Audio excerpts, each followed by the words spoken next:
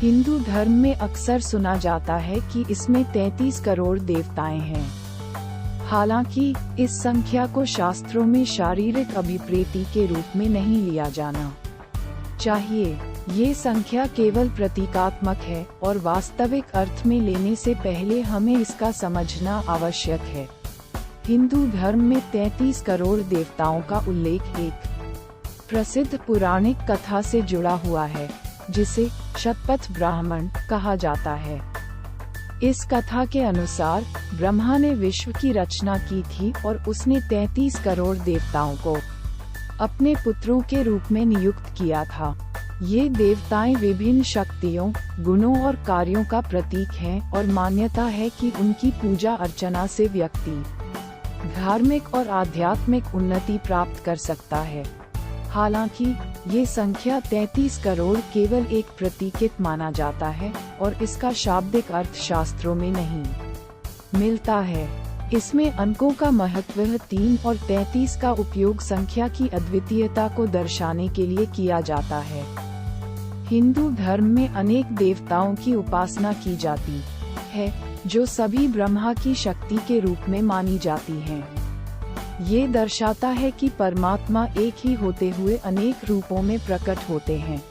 वेदों में उल्लेखित 4 वर्गों के आधार पर देवताएं 3 प्रमुख विभागों में संगठित होती हैं: आध्यात्मिक देवताएं, यज्ञिक देवताएं और नैर्गुण्य देवताएं। आध्यात्मिक देवताएं मन, बुद्धि, अहंकार, प्रकृति आदि मनुष्य के आंतरिक अंगों को प्रतिष्ठित करती हैं। यज्ञिक देवताएं यज्ञों और यजमान की उच्चता को प्रतिष्ठित करती हैं। नैर्गुण्य देवताएं सत्ता, ज्ञान, अनंतता, परमात्मा की प्रतिष्ठा करती हैं। इस प्रकार यद्यपि हिंदू धर्म में अनेक देवताओं का उल्लेख है, लेकिन वे सभी एक परमात्मा के विभिन्न रूप हैं। यहाँ एक एक देवता अलग अलग गुणों, शक्तियों और कर्मों को प्रतिष्ठित करता है।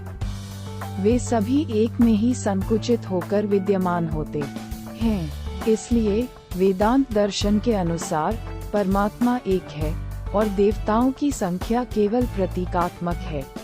ये भी मान्यता है कि हिंदू धर्म में 33 करोड़ देवताओं की संख्या में प्रकृति और ब्रह्मांड के विभिन्न पहलुओं का प्रतिष्ठान है।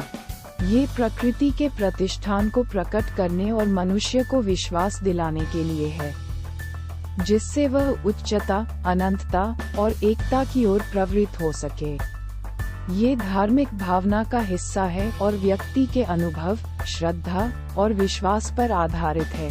हिंदू धर्म में भगवान का अनंत स्वरूप, जिसे परब्रह्म परमात्मा या ईश्वर कहा जाता है, माना जाता है। वे सभी देवताएं जैसे ब्रह्मा, विष्णु, शिव, देवी लक्ष्मी, सरस्वती, पार्वती, गणेश, हनुमान, सूर्य, चंद्रमा आदि परब्रह्म परमात्मा के विभिन्न रूप और गुणों की प्रतिष्ठा करती हैं। ये देवताएं एकादश रूप में प्रतिष्ठित होती हैं और हिंदू संस्कृति और धार्मिक पाठशालाओं में उनकी महत्वपूर्ण भूमिका है। इसलिए 33 करोड़ देवताओं की व्याख्या को एक संक्षेप में समझा जा सकता है कि यह एक परिभाषित संख्या नहीं है, बल्कि एक सांख्यिक अभिव्यक्ति है जो परब्रह्म परमात्मा के अनंत रूपों और गुणों की प्रतिष्ठा को संकेतित करती है। इसे सामान्य बोलचाल के रूप में समझा जाना चाहिए और यह समझना चाहिए कि हिंदू धर्म में एक ही परमात्मा की भक्ति की भावना स्थापित की जाती है। इस प्रकार हिंदू धर्म में 33 करोड़ देवताओं के पीछे छिपी सच्चाई का एक आधिकारिक या वैज्ञानिक प्रमाण नहीं है और इसे पारंपरिक रूप से उत्पन्न मिथ्या धारणा के रूप में जाना जाता है।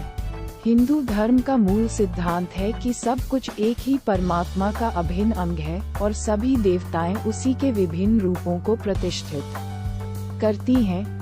इस विषय पर अन्य प्रामाणिक स्रोतों और ग्रंथों में भी विस्तारित विचारों और विवादों की उपस्थिति होती है। कुछ लोग इसे केवल प्रतीकात्मक रूप में स्वीकार करते हैं, जबकि दूसरे लोग इसे शास्त्रीय और तात्विक तत्व के रूप में लेते हैं। इस प्रश्न पर अलग अलग मत रखने वाले विद्वानों के बीच अभियोग विरोध भी होते हैं। संक्षेप में कहें तो 33 करोड़ देवताओं के पीछे छिपी सच्चाई है कि हिंदू धर्म में ईश्वर की विभिन्न गुणों, शक्तियों और स्वरूपों की प्रतीकता की व्याख्या की गई है। इसे धार्मिक, आध्यात्मिक और सांस्कृतिक दृष्टि से समझना चाहिए और यह मान्यता है कि इन देवताओं की उपासना द्वारा मनुष्य अपने आप को परमात्मा की ओर प्राप्त कर सकता है।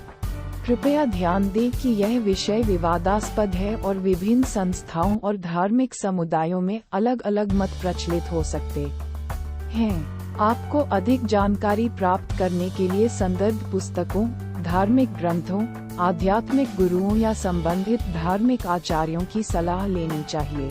अगर आप इस तरह की जानकारी प्राप्त करना चाहते हैं तो हमारे चैनल को सब्सक्राइब करें।